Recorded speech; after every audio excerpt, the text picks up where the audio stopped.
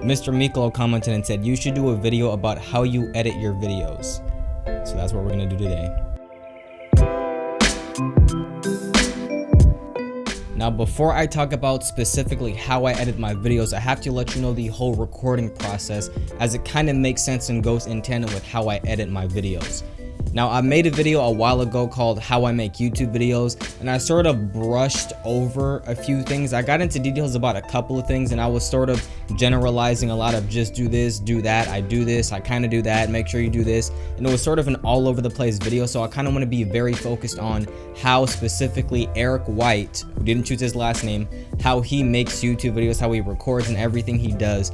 Because one, since that video, a couple of things have changed, and two, I want to give a more specific, area so that people can sort of follow it and understand it. So the first thing that I'm sure you guys have heard ad nauseum if you are subscribed is the fact that I record every one of my videos on the Samsung Galaxy Note 8. Now, the reason why I'm able to have it look like this and have it to look a little bit more professional and cinematic, I guess you would say, is because there's a specific way that I record my videos. I don't use the in-camera app at all, although it's a great camera, if you like it, but for recording video and for what I want to do, I don't want the look that comes out of it. So what I did is I found an app called Open Camera, which lets you dial in every single setting that you would like for the camera. Now, I don't know how much I want to get into this, and I talked about this in the other video too. There's a lot of specifics and technicalities that go into making a video look the way it does. Now, the biggest thing that determines how cinematic a video looks is the shutter speed. Now, basically, the shutter speed is how many times the shutter opens and closes while shooting a video. And I could get this wrong, but I'm going to do my best to sort of summarize it and make it easier for you to understand. I might get a few things wrong, but I'll try my best. So basically, shutter speed is how fast your shutter opens and closes while taking a video. And as a point of reference, pretty much every cinematic movie, everything that you see in the movie theaters is shot in 24p, 24 FPS, 24 frames per second. And to get that sort of cinematic feel and sort of cinematic look, what they do is they put the shutter speed at twice whatever they're shooting at. So if they're shooting in 24 frames per second, they will shoot at a shutter speed of 1/48 or 1/50. And that's basically what I do for this camera. It lets me dial in that specific shutter speed, and it allows me to get that sort of nice motion blur, sort of cinematic, and just looks a lot more pleasing to the eye. And that is called the 180-degree shutter rule. I think that's what it's called. Hey Siri, what's the 180-degree shutter rule? 180 degrees Fahrenheit is 82.2 degrees Celsius. Hey Siri, what's the 180-degree shutter rule?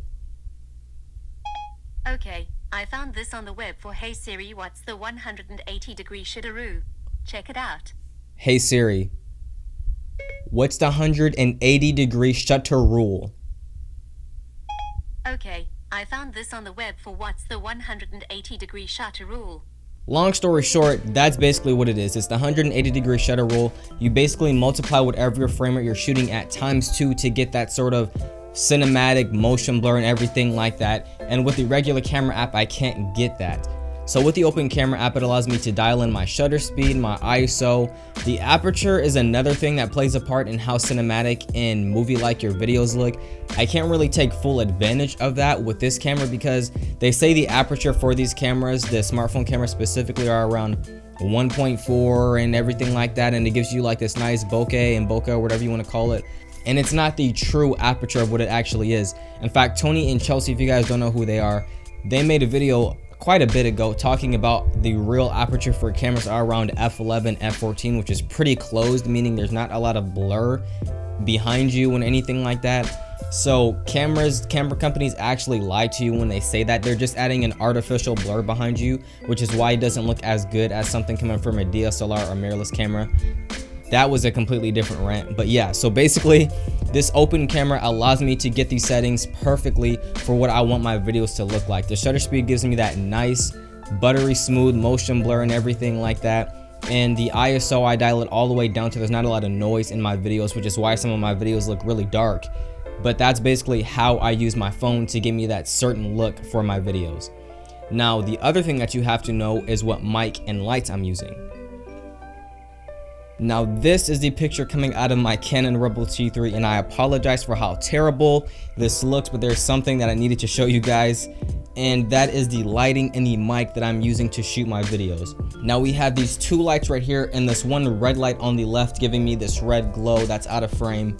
And these three lights come in a pack on Amazon for around $100. Now the reason why I'm using two of these lights on the right side is because one of them isn't really bright enough. In fact, if you watched my previous 4 or 5 videos, quite a few of them are pretty dark, and that's because I was only using one light, and I don't like raising the ISO because it makes the image very noisy.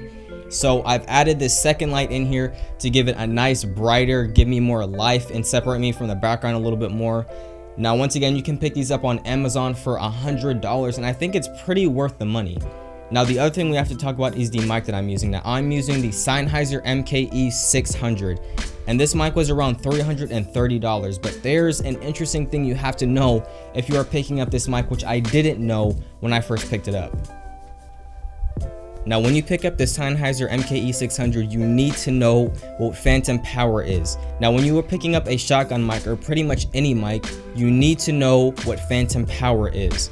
Now when I picked up this mic, the MKE 600, I also bought an adapter with it so that I can record audio from that XLR, convert it to a 3.5mm, and then record audio through that. What I didn't know was that if you are just recording it into a device, not giving it any sort of power or anything like that, you're not going to get a signal back. Basically, phantom powered mics need power to power the mic. Even though I have a AA battery in this thing, there needs to be some kind of gain or overall increase in volume so the signal coming from the mic is actually strong enough to be recorded into the device. Now hopefully I did not fry your brains by saying that, and also you understand what I'm saying. Basically, you need to do a little bit more research if you're going to be picking up a mic and know exactly the kind of signal, the output, and everything like that you're going to be using as far as the setup goes.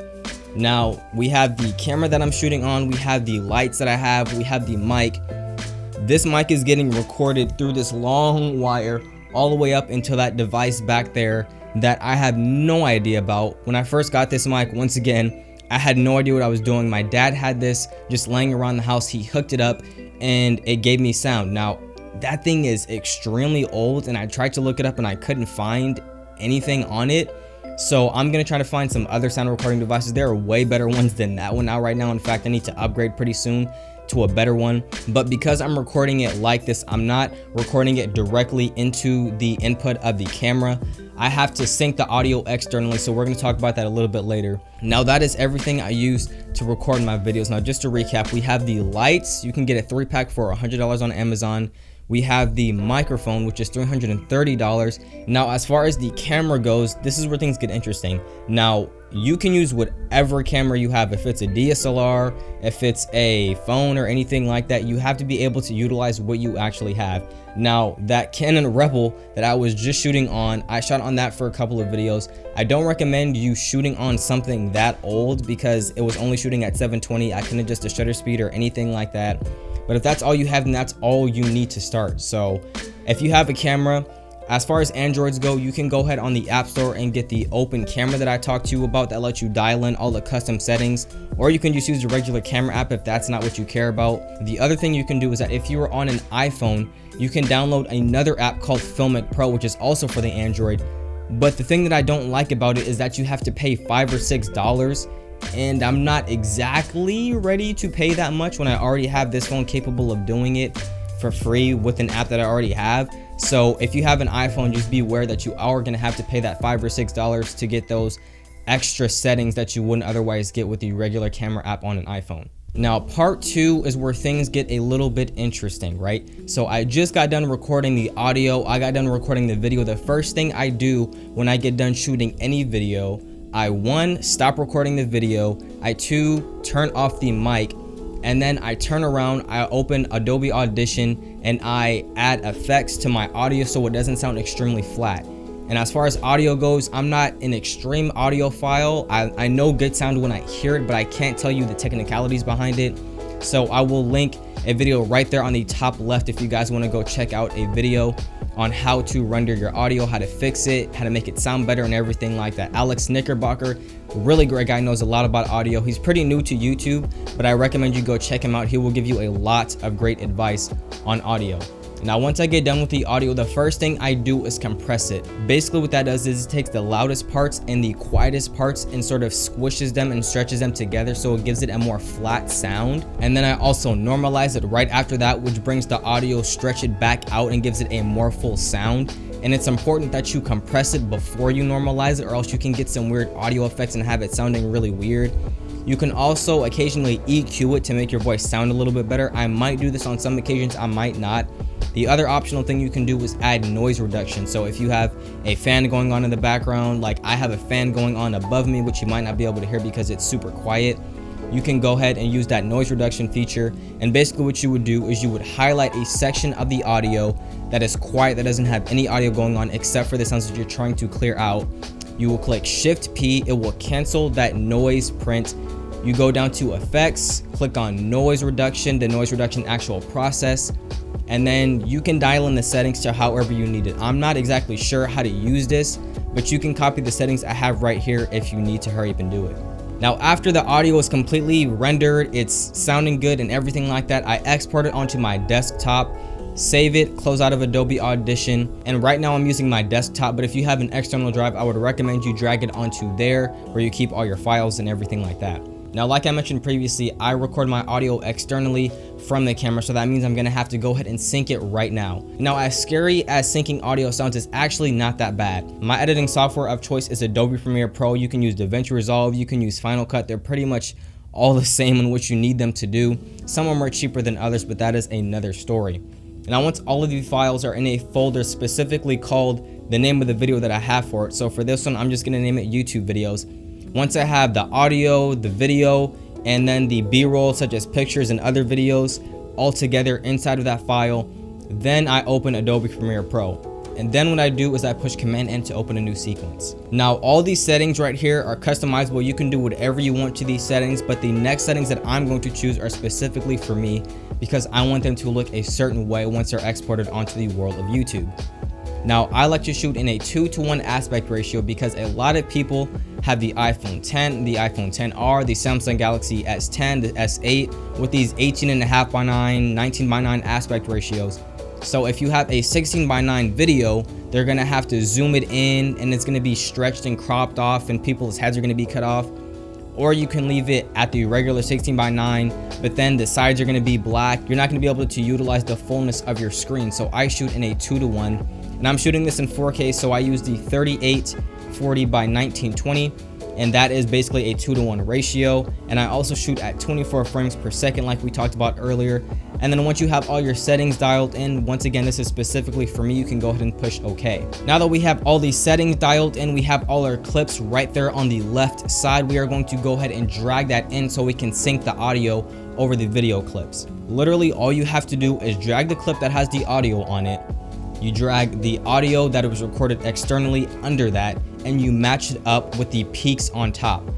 Now, if you need a little bit more help and you need more room, what you can do is one, zoom in and stretch it out vertically by going on right and then moving up that little knob up and down so you can increase it so you know where the peaks and valleys are.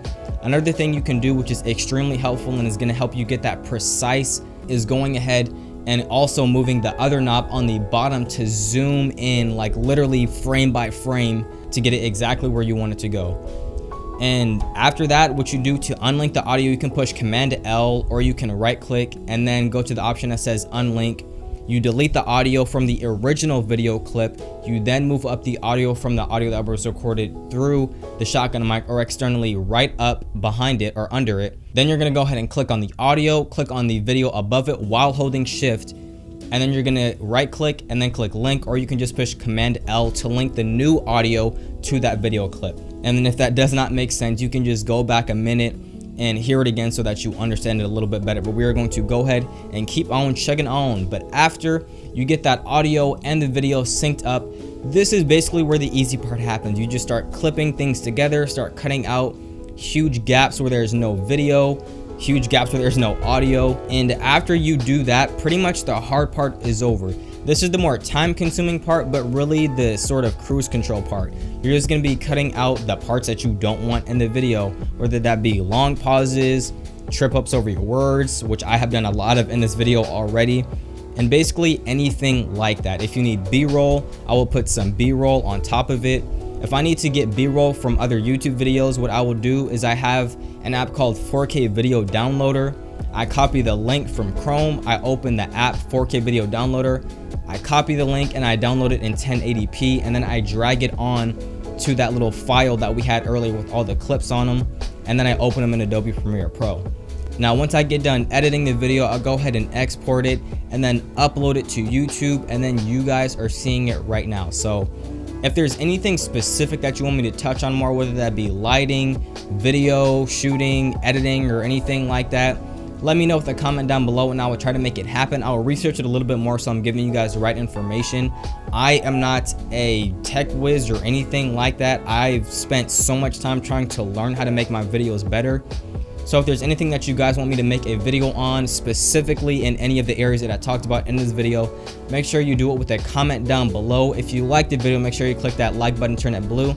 If you guys are new, make sure you click the sub button, join Innovation Nation, and just like always, I will see you guys in the next one.